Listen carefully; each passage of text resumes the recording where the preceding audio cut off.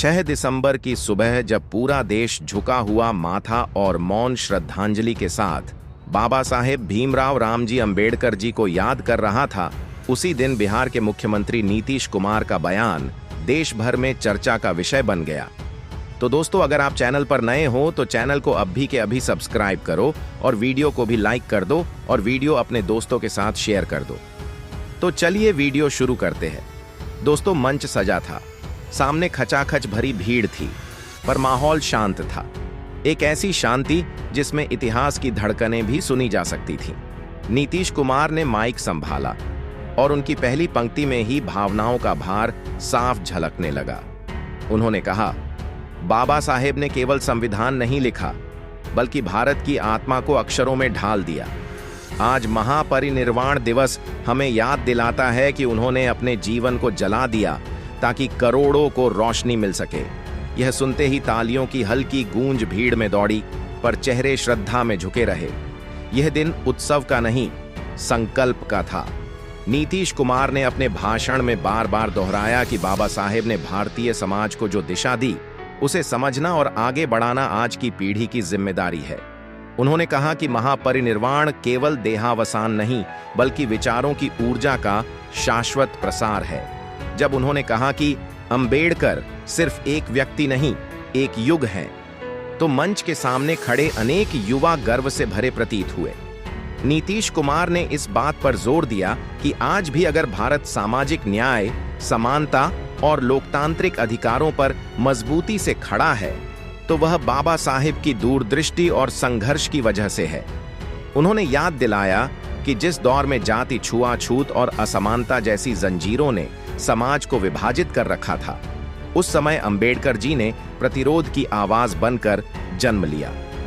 यह लड़ाई आसान नहीं थी। एक अकेला व्यक्ति सदियों की व्यवस्था से टकरा रहा था, परंतु उस टकराहट का परिणाम लोकतंत्र की सबसे उजली सुबह के रूप में सामने आया। अपने संबोधन में नीतीश कुमार ने यह भी कहा कि अंबेडकर जी ने समाज को केवल अधिकारों की मांग करना नहीं सिखाया, बल्कि अधिकार पाने की योग्यता भी विकसित की। नीतीश कुमार के शब्दों में दम था। यदि शिक्षा को अंबेडकर ने हथियार कहा, तो हम सभी को इसे चलाना सीखना होगा। शिक्षा ही वह प्रकाश है जो पीढ़ियों की अंधेरी गलियों में न्याय का द्वार खोलती है। भीड़ में बैठे लोगों ने सिर हिलाकर सहमति जताई, मानो हर शब्द दिल में उतर रहा हो। यह भाषण केवल श्रद्धांजलि नहीं था, यह समाज को चेताने और जगाने वाला संदेश था। तो दोस्तों, मैं आपको बता दूं, इतिहास कभी भूलता नहीं। समय चाहे बदल जाए, सदी चाहे आगे बढ़ जाए, पर जिन लोगों ने मानवता के लिए अपना जीवन दांव पर लगाया हो, उन्हें मिटा पाना असंभव है। इसी इतिहास की अनगिनत हस्तियों में एक नाम ऐसा है जिसके बिना भारत, भारतीय समाज और भारतीय लोकतंत्र तीनों अधूरे हैं। वह नाम है डॉक्टर भीमराव रामजी आंबेडकर। सिर्फ एक व्यक्ति नहीं, बल्कि एक विचार, एक चेतना, एक अस्फुट गर्जना, जिसने सदियों पुराने अन्याय की नींव हिला दी। बुजुर्ग कहते हैं कि कुछ लोग जन्मते नहीं, युग बनकर प्रकट होते हैं। बाबा साहेब उन्हीं में से एक हैं। उन्होंने सिर्फ संविधान की रचना नहीं की, बल्कि करोड़ों उन लोगों में आत्मसम्मान का जन्म कराया जो सदियों तक अपने ही देश में पराये बना दिए गए थे। उनकी कलम ने कागज पर सिर्फ कानून नहीं लिखा, बल्कि लहू से सने इतिहास को धोकर नया भविष्य बनाया। बाबा साहेब ने खुद कठिनाइयां देखीं, भूख, तिरस्कार, अपमान और सामाजिक बहिष्कार, पर उन्होंने कभी अपने भीतर नफरत नहीं पनपने दी। उन्होंने जाति का विरोध नहीं किया, उन्होंने जातिवाद का विरोध किया, क्योंकि जाति का अर्थ पहचान है, पर जातिवाद का अर्थ बंधन है। कहते हैं कि चोट वहीं लगती है जहां संवेदना होती है। बाबा साहेब के भीतर संवेदना नदी की तरह बहती थी। उन्हें सिर्फ दलितों के लिए नहीं, बल्कि हर उस व्यक्ति के लिए चिंता थी जिसे अवसर मिलने से रोका गया, जिसे सपने देखने से रोका गया। उन्होंने बार बार कहा, जो अवसर में समानता नहीं चाहता, उसे समाज में समानता कभी नहीं मिलेगी। उन्होंने हिंदू, मुस्लिम, सिख, ईसाई, किसी धर्म के विरुद्ध आवाज नहीं उठाई। उन्होंने सिर्फ अंधानुकरण के विरुद्ध आवाज उठाई। उन्होंने पूजा पाठ नहीं रोका, पर बिना सोच समझ के मानने को बंधुआ मन कहा। उन्होंने संस्कृति का सम्मान किया, पर वो संस्कृति जो मनुष्य को ऊपर उठाए, नीचे नहीं गिराए। उन्होंने बताया कि सम्मान परंपरा से नहीं, व्यवहार से मिलता है, और इंसान बड़ा मंदिर बनाकर नहीं, बड़ा दिल बनाकर कहलाता है। अगर बाबा साहेब न होते तो शायद महिलाएं आज अदालत में खड़ी होकर न्याय की मांग न कर पाती। शायद बेटी आज डॉक्टर, न्यायाधीश, शिक्षक, आईपीएस, आईएएस न बन पाती। क्योंकि जिस समय महिलाओं को संपत्ति में हक नहीं मिलता था, जब तलाक को अपराध माना जाता था, जब स्त्री की पहचान पुरुष की छाया में सिमटी हुई थी, उस समय डॉक्टर आम्बेडकर ने महिलाओं के अधिकारों के लिए संघर्ष किया।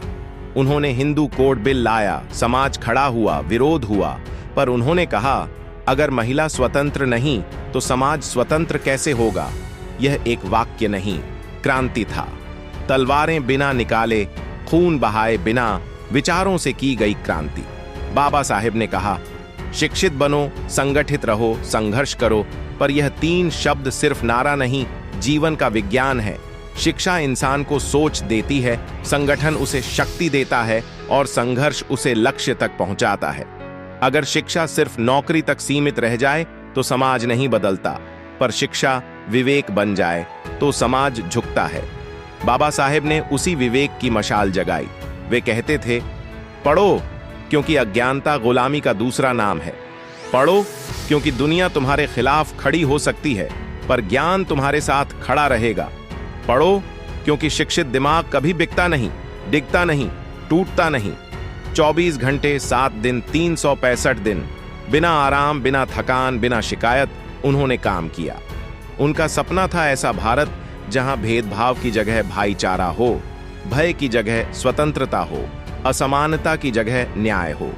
उन्होंने संविधान बनाते समय सिर्फ लिखा ही नहीं, बल्कि हर पंक्ति में मनुष्य की गरिमा बांधी। उन्होंने धर्म की स्वतंत्रता दी, विचार की स्वतंत्रता दी, अभिव्यक्ति की स्वतंत्रता दी, क्योंकि वे जानते थे जहां विचार कैद होंगे वहां इंसान भी कैद होगा।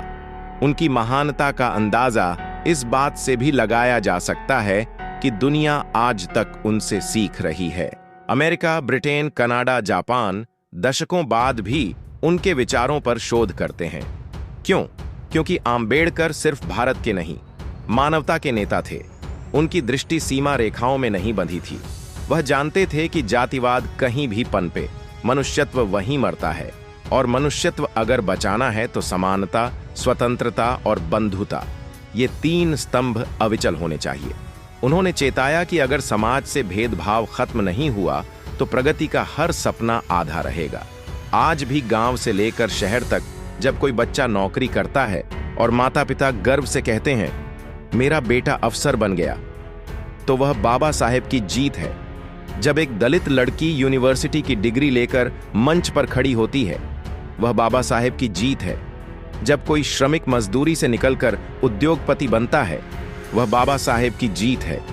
जब देश का राष्ट्रपति, प्रधानमंत्री या मुख्य न्यायाधीश कोई भी बन सके, चाहे उसका जन्म किसी भी घर में हुआ हो, यह बाबा साहेब का चमत्कार नहीं, उनका संघर्ष है। तो दोस्तों, आपके इस विषय पर क्या विचार है, हमें कमेंट करके बताइए। और अगर वीडियो पसंद आया हो तो वीडियो को लाइक करके चैनल को सब्सक्राइब जरूर करें और बेल आइकॉन प्रेस करें। मिलते हैं किसी और वीडियो में। जय भीम, जय भारत, धन्यवाद।